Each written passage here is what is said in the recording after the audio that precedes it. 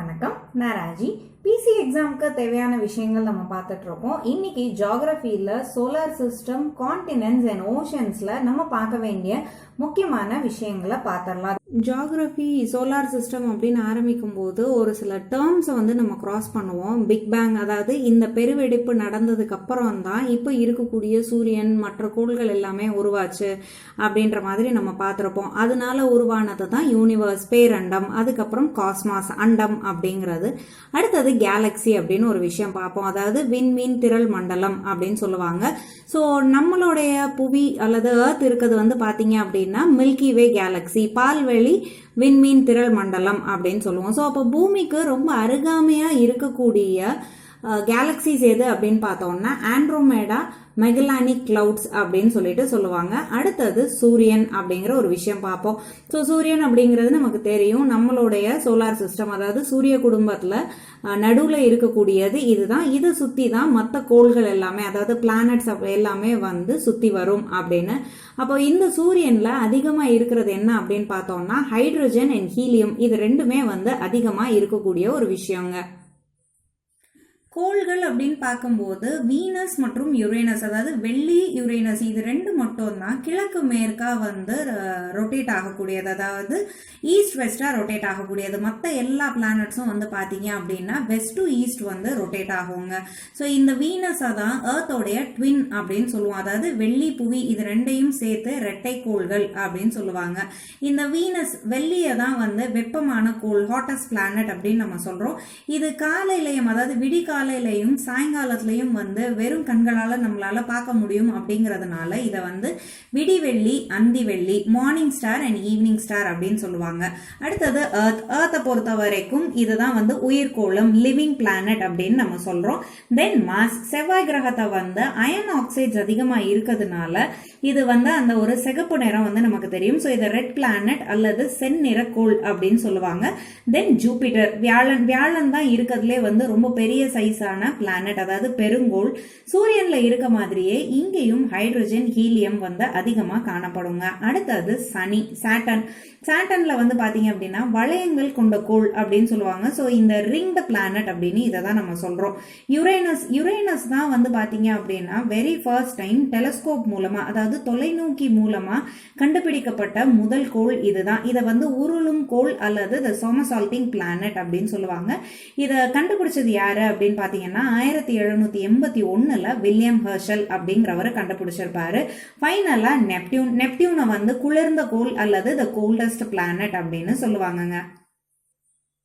Landforms, நிலத்தோற்றங்கள் அப்படிங்கும்போது first order, second order, third order landforms அப்படின்னு சொல்லுவாங்க. அதாவது முதல் நிலை நிலத்தோற்றங்கள், இரண்டாம் நிலை மற்றும் மூன்றாம் நிலை நிலத்தோற்றங்கள் அப்படின்னு சொல்லுவாங்க. ஸோ இதில் ஃபர்ஸ்ட் ஆர்டர்ல பார்த்தோம் அப்படின்னா கண்டங்கள், பெருங்கடல்கள், கான்டினென்ட்ஸ் அண்ட் ஓஷன்ஸ் இருக்கும். செகண்ட் ஆர்டர்ல மலைகள், பீடபூமிகள், சமவெளிகள், மவுண்டன்ஸ், பிளாட்டியூஸ் அண்ட் பிளெயின்ஸை நம்ம பார்க்கலாம்.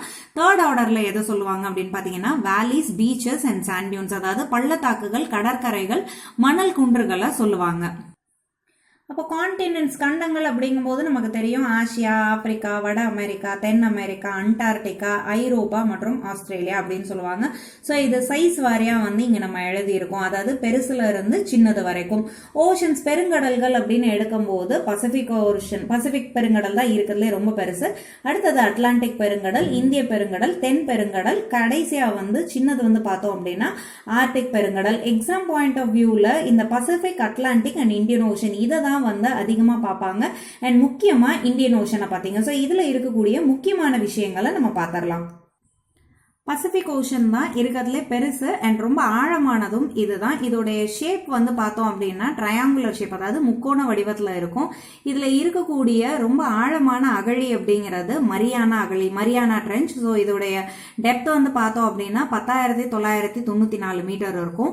ஸோ இங்க எரிமலைகள் அதிகமா இருக்கிறதுனால இதை பசிபிக் நெருப்பு வளையம் அல்லது பசிபிக் ரிங் ஆஃப் ஃபயர் அப்படின்னு சொல்லுவாங்க. இதுல இருக்கக்கூடிய முக்கியமான ஐலண்ட்ஸ், தீவுகள் அப்படின்னு பார்த்தோம்னா Indonesia, Philippines, Japan, Hawaii, New Zealand இதெல்லாம் சொல்லலாங்க. அதே மாதிரி ஸ்பானிஷ் நேவிகேட்டர், ஸ்பெயினை சேர்ந்த ஒரு மாலுமி தான் பசிபிக் அப்படின்ற பேர் கொடுத்தாரு. அவர் பெர்டினாண்ட் மெக்கல்லன் அப்படிங்கிறவர். பசிபிக் அப்படின்னா அமைதி அப்படின்னு அர்த்தங்க. அட்லாண்டிக் பெருங்கடல் அப்படின்னு எடுத்துக்கிட்டோம்னா இங்கிலீஷ் எழுத்து எஸ் வடிவத்தில் இது இருக்கும். ஸோ ஜிப்ரால்டர் நீர்ச்சந்தி, ஸ்ட்ரெயிட் ஆஃப் ஜிப்ரால்டர் தான் வந்து அட்லாண்டிக் ஓஷனை மத்திய தரைக்கடல் அப்படின்னு சொல்லக்கூடிய மெடிட்டரேனியன் சீ கூட வந்து கனெக்ட் பண்ணக்கூடியது. அண்ட் இங்கே இருக்க முக்கியமான ஐலண்ட்ஸ் அப்படின்னா செயின்ட் ஹெலனா, நியூ ஃபவுண்ட்லேண்ட், ஐஸ்லேண்ட், ஃபாக்லேண்ட். இந்திய பெருங்கடலுக்கு கொஞ்சம் அதிக இம்பார்ட்டன்ஸ் கொடுத்துக்கோங்க. இதுவும் வந்து பார்த்தோம் அப்படின்னா ட்ரையாங்குலர் ஷேப்ல இருக்கக்கூடியது தான். ஸோ இதோட எல்லைகள் அப்படின்னு பார்த்தோம்னா மேற்குல ஆப்பிரிக்கா, வடக்குல ஆசியா, கிழக்குல ஆஸ்திரேலியா, அதாவது வெஸ்ட்ல ஆப்பிரிக்கா, நார்த்ல வந்து ஏசியா அண்ட் ஈஸ்ட்ல வந்து ஆஸ்திரேலியாவால பவுண்ட் பண்ணப்பட்டிருக்கு இந்த இந்தியன் ஓஷன். மலாக்கா ஸ்ட்ரெயிட் தான் வந்து இந்தியன் ஓஷனையும் பசிபிக் ஓஷனையும் இணைக்கக்கூடியது, அதாவது மலாக்கா நீர்ச்சந்தி அப்படிங்கிறது தான். அடுத்தது பார்க் நீர்ச்சந்தி அப்படிங்கிறது வங்காள விரிகுடாவையும் பாக் வளைகுடாவையும், பார்க் ஸ்ட்ரெயிட் அப்படிங்கிறது பே ஆஃப் பெங்காலையும் பார்க் பேயையும் கனெக்ட் பண்ணக்கூடிய ஒரு விஷயம். அண்ட் இதுல இருக்கக்கூடிய முக்கியமான தீவுகள் அப்படின்னு பார்த்தோம்னா Andaman Nicobar islands, Lakshadweep, Maladweep, Sri Lanka, Mauritius, Reunion island. So இதுல இருக்கக்கூடிய ஆழமான அகழி அப்படின்னு பார்க்கும்போது ஜாவா அகழி, அதாவது ஜாவா ட்ரெஞ்ச் 7725 மீட்டர்ஸ் இருக்கக்கூடியதுங்க. ஸோ இந்த மாதிரி சில விஷயமும் இந்தியன் ஓஷன்ல நம்ம கிராஸ் பண்ணுவோம். அதாவது 6 degree channel, 8 degree, 9 degree and 10 degree channel அப்படிங்கிறது. இந்த சேனலை தமிழ்ல கால்வாய் அப்படின்னு சொல்லுவாங்க. ஸோ இது எதையும் பிரிக்கும் அப்படின்னு பாத்தீங்கன்னா 6 டிகிரி சேனல் அப்படிங்கிறது இந்திரா முனை இந்தோனேஷியா, அதாவது Indira point Indonesia. 8th degree அப்படிங்கும் போது Maldives Minicoy islands, 9th degree வந்து Lakshadweep Minicoy islands, 10th degree Andaman and Nicobar ஐலண்ட்ஸை பிரிக்கக்கூடியதுங்க. இன்னைக்கு பார்த்த விஷயம் கண்டிப்பா உங்களுக்கு பயனுள்ளதா இருக்கும் நான் நம்புறேன். இது வேற யாருக்காவது தேவைப்படும் அப்படின்னா அவங்க கூட இதை ஷேர் பண்ணிக்கோங்க. நீங்க இன்னும் இந்த சேனலை சப்ஸ்கிரைப் பண்ணல அப்படின்னா சப்ஸ்கிரைப் பண்ணிக்கோங்க. ஸோ தட் நான் கொடுக்குற வீடியோஸ் எல்லாம் அப்பப்போ உங்களுக்கு வந்து சேரும். நாளைக்கு வேற ஒரு டாபிக்கோட பார்க்கலாம். ஜெய் ஹிந்த்.